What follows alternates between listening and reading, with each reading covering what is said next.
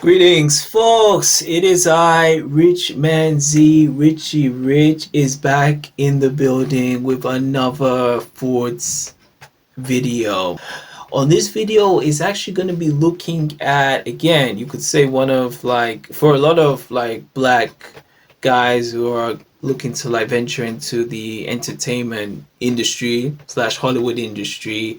He's definitely like a role model and someone you could say has definitely done it the right way. We could only possibly be talking about the man, the legend, Hackney's probably most successful actor. Well, could only be speaking about the great Idris Elba.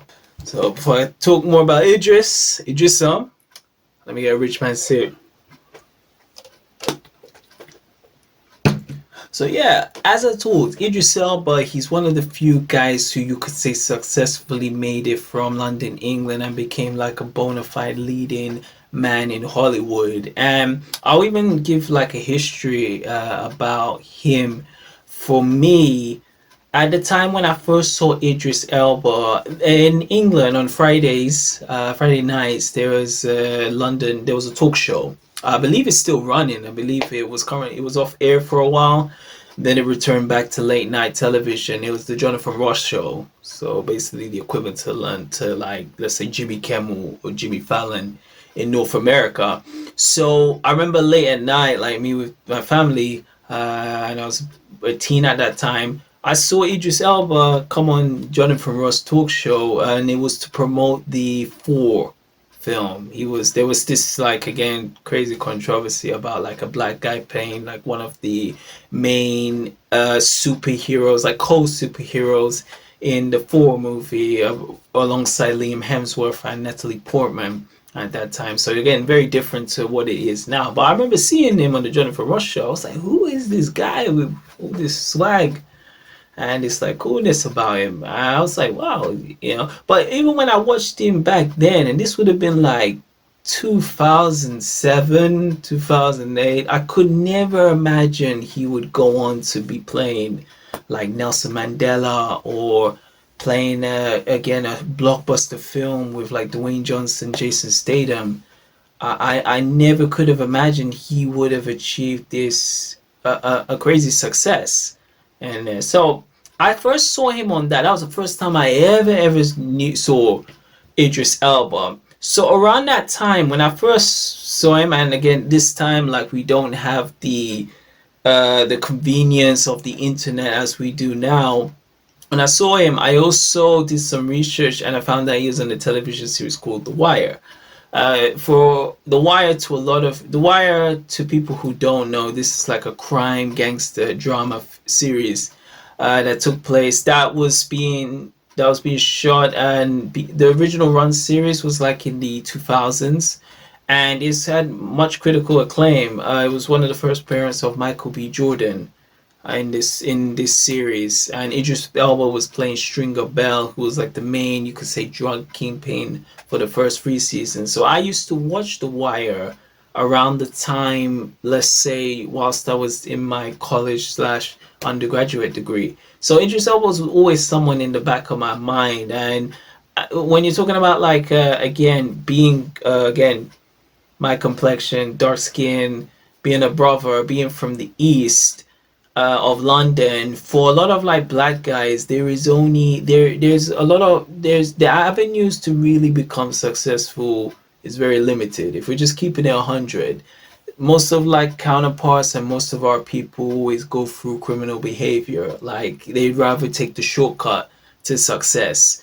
Whilst reading this book with Idris Elba, because for some people who don't know, is Idris Elba, what happened with him is he wasn't really getting too much opportunities before he landed his role as Stringer Bell in The Wire. Yeah, for a lot of black actors who are looking to venture into Hollywood, Idris Elba is one who's done a lot of actors, especially ones in the ethnic community, proud. He comes from a Sierra Leone background, West Africa. I believe his mother was Ghanaian and his dad was Sierra Leonean, and his mother actually joined the father in Sierra Leone, and then they came to England. He's East London, just like Richie Rich, and he came from in London side. He was in Hackney, in Stowe, and yeah, he was born like in the 70s. So yeah, before he got his big breakthrough role as Stringer Bell in The Wire, Idris Elba was going back and forth from USA to London on the hunt of like landing a successful acting job position. He did like a lot of like guest spots in a lot of like well-known television series in the UK, and then he was also doing appearances when he got even into the USA. But it was very difficult, especially at that time, for a black guy, especially coming from England. Again, has to change the accent. We're not getting the roles that, of course, the counterparts were getting, especially when it came to a main character role. They weren't giving brothers like that at that time. So, reading this book, you really found out like this guy really grinded for about 4 to 5 years off. He was working as a DJ in New York City.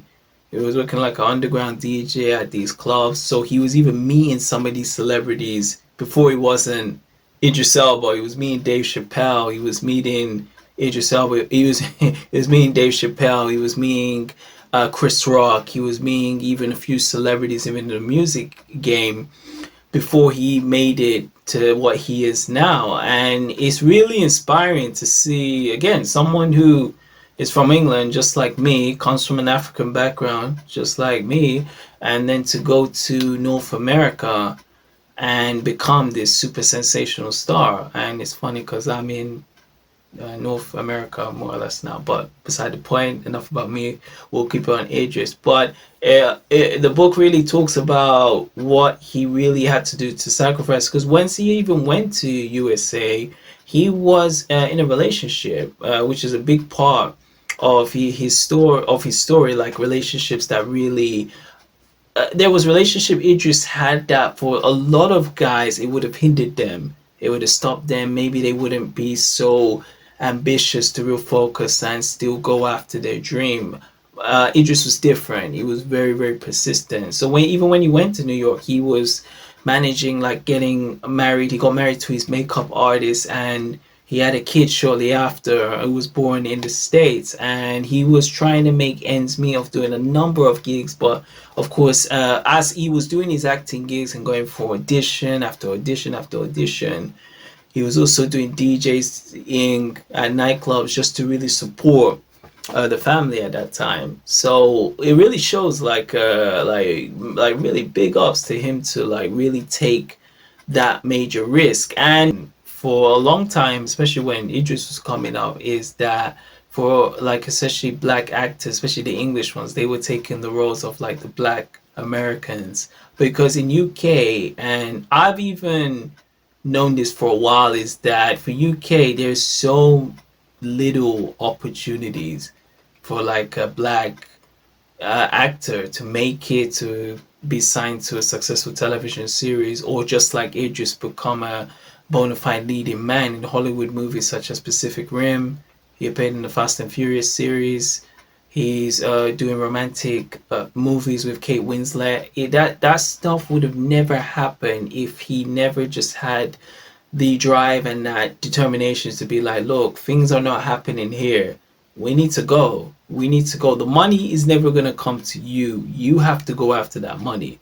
And this is coming from Richie Rich. And reading his book and really seeing like Idris Elba's struggles and that perseverance what he took to get to here, it is so freaking inspirational. Like I was like, whoa, man, you can really relate, because it's so hard, especially speaking within, of course, black successful black men. Most of the times when you think of that, it's either they're either a rapper or an athlete. Majority of the times, to really get like a black leading man in a successful position who's doing it the right way, who's not really playing like let's say the stereotypical black guy, because Idris Elba, which really helps, again, he's like tall, dark and handsome. He's like a lot of ladies you could say wet dreams. So he's played roles where a white guy could have played, and it's not someone who's just typecast to be like, we're gonna play this role. If we just keep it at 100, let's say if Snoop Dogg comes in a movie or a television series as a guest spot, or he plays a role in a movie, it's always gonna be related to weed or drugs. If you don't believe me, remember when he appeared in Training Day with Denzel Washington. Like, that's just him playing himself. So most of the times, if he was playing that, it's just typecasting roles.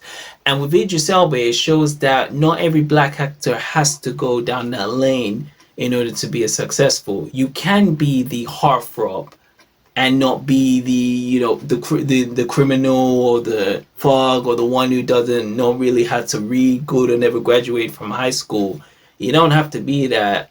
You can go like this way, and it's really important. They always say representation is a big thing, and seeing someone like him, especially coming from like where I came from, and make it, that's it's a huge inspirational. And I feel like only three others have really done it in his size, maybe even two. I can only think of really Denzel, who was the first, like you could say, black leading man. Again, of my generation, I would mention Sidney Poitier, but I never really grew up with his films. But I would say from my generation, it was Denzel Washington. He was the original OG. Will Smith then came in and took that title, and then Idris Elba. I believe Michael B. Jordan, in a few years, he can be someone who can definitely take that mantle of like that next black leading man. But for sure, Idris Elba, he really has the total package. He's a phenomenal actor. When I see, and he has range. That's something that I really love with him. When I see him from back in the day as Stringer Bell in The Wire, and then you see him in, I remember there's one movie that he never got the best reviews, but I always enjoy watching it, when he was in No Good Deed with Tajiri P. Henson, playing like a complete different character than he was in Stringer. He was when he was in The Wire. Then he was when he was in The Wire, and even in the again, a movie that I even reviewed before on my channel, Obsessed. Again, not the greatest film. You can fake like Beyonce's acting in that. I didn't really do Idris Elba or the film any justice, but Idris Elba was great in there. He's believable. You believe him as like again, this is like again, tall, good looking, black leading man that your black young guys can definitely look at him like, man, he made it. Why can't I do that too? Go on like on with relationships. Like again, Idris Elba, you can tell he has the charm, he has the swag, he's got the height, he stands about like 6'4". He's had like a number of relationships. As I said, when he was just on the breakthrough, just before he got to Hollywood, he was he got married and he had a kid with a makeup artist. Then his second relationship, which I didn't know a fuck about, is he met like one chick in the States and they were together, and she ended up giving birth to a child. But it turns out when he took a paternity test, it turned out that Idris Elba wasn't the father. And in this book, it talks about that was probably like the biggest heartbreak he had ever experienced, as really like a young guy who's finally like achieving this like dream that he set out for. That was like a big, let's say, punch in the stomach. So like, because Idris Elba was in the States and he was going back and forth, because as he started to rise, he was really hustling in both countries. He was in USA filming these movies before he really became that A-list leading man. He was filming these clips, like he was in American Gangster, of course I mentioned Obsessed, Daddy Little Girl with Tyler Perry, and then he was going back and he was in the Luthor series that was running in around the same time in that late 2000s, and he was the leading guy. Again, not too many UK British based television series starring a black lead, very unheard of.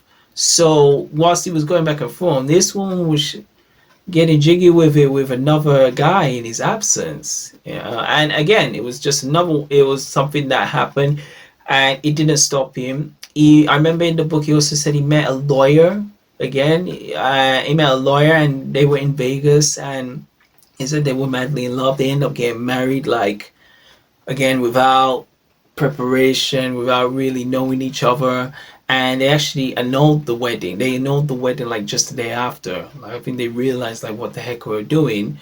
So, and then it fast forward on to the woman that gives birth to his second child, Niana Gurf. This was another makeup artist. Like, what is Idris Elba with this makeup artist? So this was a girl that, I'm sure you've seen the pictures, the very fair complected woman, very beautiful woman.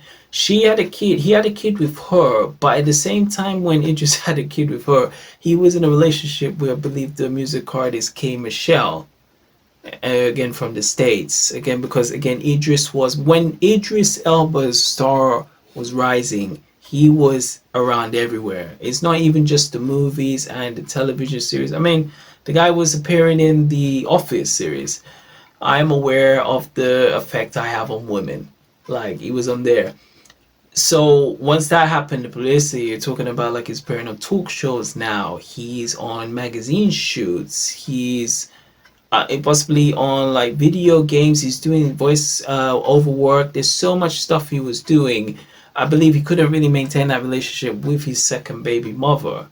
So that relationship fizzles. So now he has two kids again from two different mothers. And now I feel, because now I feel that he's in a settled balance, he's found really kind of peace with his third, I believe this will be now his either third marriage or second marriage, but his long-term relationship with the beautiful Sabrina Elba, who is from Somalian descent and is from Canada. So what I really love about the story of Idris is, again, it's nice to see someone representing Sierra Leone, especially when your backgrounds come from there.